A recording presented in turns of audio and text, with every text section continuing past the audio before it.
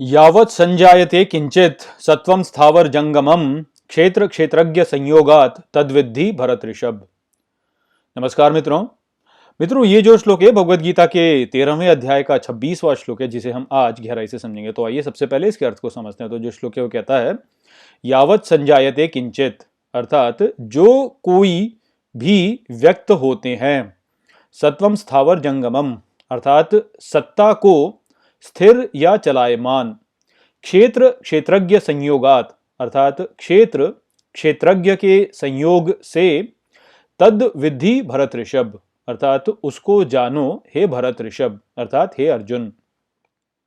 तो श्री कृष्ण यहां पर इस श्लोक में अर्जुन से कह रहे हैं कि यह जानो कि इस संसार में जो कुछ भी अस्तित्व में है, वह भले ही गतिमान हो या वह स्थिर हो, वो क्षेत्र और क्षेत्रज्ञ के मिलन के द्वारा ही प्रकट होता है। तो जो कुछ भी इस संसार में आप अनुभव कर रहे हैं, वह दृष्टा और दृश्य के मिलन, पुरुष और प्रकृति के मिलन से अस्तित्व में आता है। और जो कुछ भी उनके मिलन के परे है, वह अव्यक्त है, वह अभी व्यक्त नहीं हो पाया है।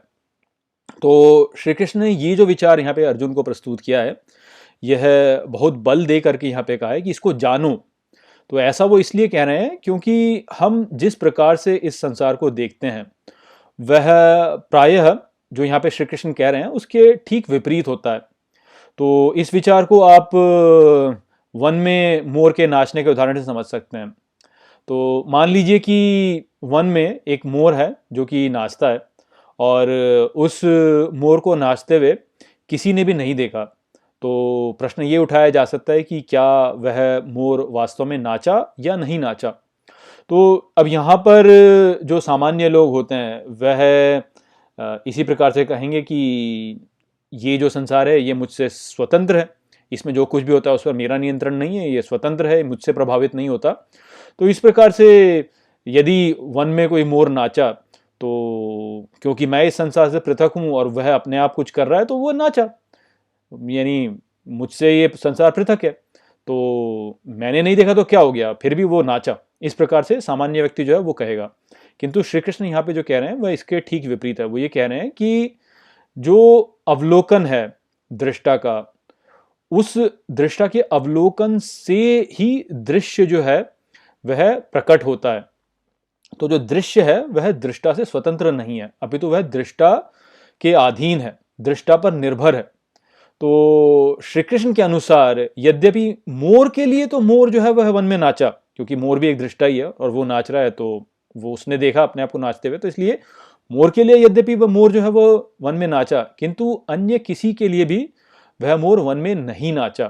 क्यों? क्योंकि किसी अन्य ने उसे नाचते हुए देखा ही नहीं।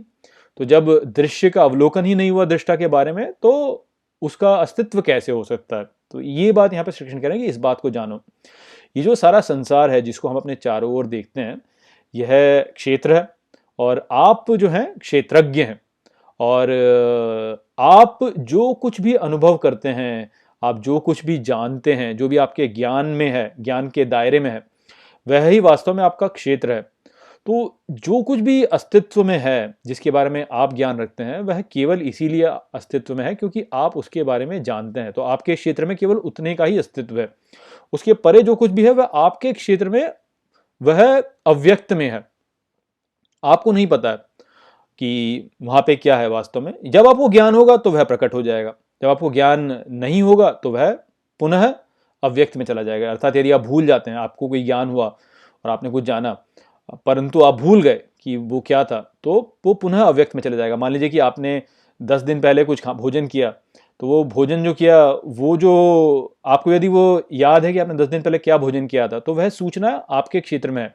किंतु यदि आप भूल जाते हैं तो वह सूचना आपके क्षेत्र से बाहर चली गई, तो वह प्रकृति में नहीं है, वह क्षेत्र से बाहर चली गई आपके। तो इस प्रकार से ये जो सृष्टि है वो है। तो मोर के उदाहरण में जैसे आप देखिए कि जो मोर है वो जब वन में नाच रहा है, तो केवल मोर को ये ज्ञान है कि वह जंगल में नाचा है, तो इसलिए मोर के क्षेत्र में तो वह वन में नाचा, किंतु किसी भी अन्य के क्षेत्र में वह मोर वन में नहीं नाचा, क्योंकि किसी अन्य को इसका ज्ञान ही नहीं है। हाँ, अब ये हो सकता है कि मान लीजिए कि मोर किसी उपाय के द्वारा मनुष्यों की भाषा बोलना सीख जाता है और वह किसी मनुष्य को यदि ये बता देता है कि मैं तो उस दिन जो है वन में नाचा था, और मान लीजिए कि मनुष्य जो है वह मोर की बात पर विश्वास भी करता है, तो तब उस मनुष्य के क्षेत्र में मोर जो है वह वन में नाचा। अब ये भी हो सकता है कि वह जो मनुष्य है वो मोर की बात पे पूर्ण रूप से विश्वास ना करे, तो जितना भी प्रतिशत वह मोर की बात पे विश्वास करता है उतने ही प्रतिशत मोर के वन में नाचने की संभावना उस मनुष्य के क्षेत्र में बढ़ जाती है। तो ये जो दृष्टिकोण है, ये दृष्टिकोण सामान्य लोगों का नहीं होता। सामान्य लोग यही सोचते हैं कि जो ये संसार है ये हमसे पृथक है और ये हम पर निर्भर नहीं है, तो उसमें जो घटना हो रही है वह हमसे स्वतंत्र हो रही है। किंतु वास्तव में ऐसा नहीं है। यहाँ पे जो श्री कृष्ण कह रहे हैं वास्तव में यही है कि जो भी अस्तित्व में है वह आपके वह प्रकट ही इसलिए होता है क्योंकि आपके क्षेत्र में वह आपके अवलोकन द्वारा वो व्यक्त हुआ है।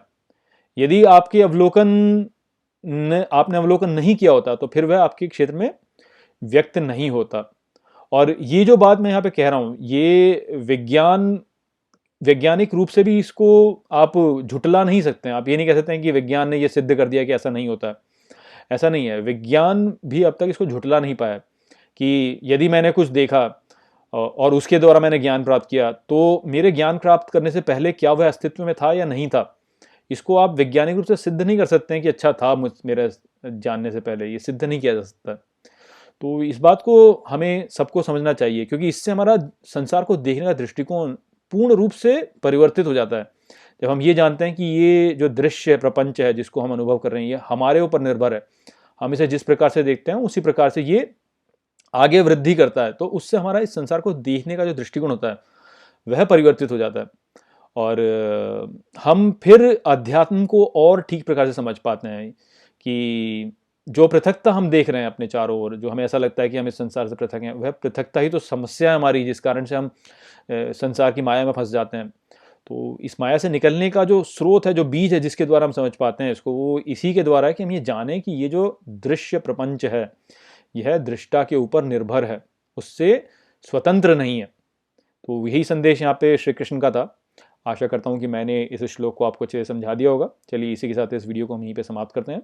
नमस्ते।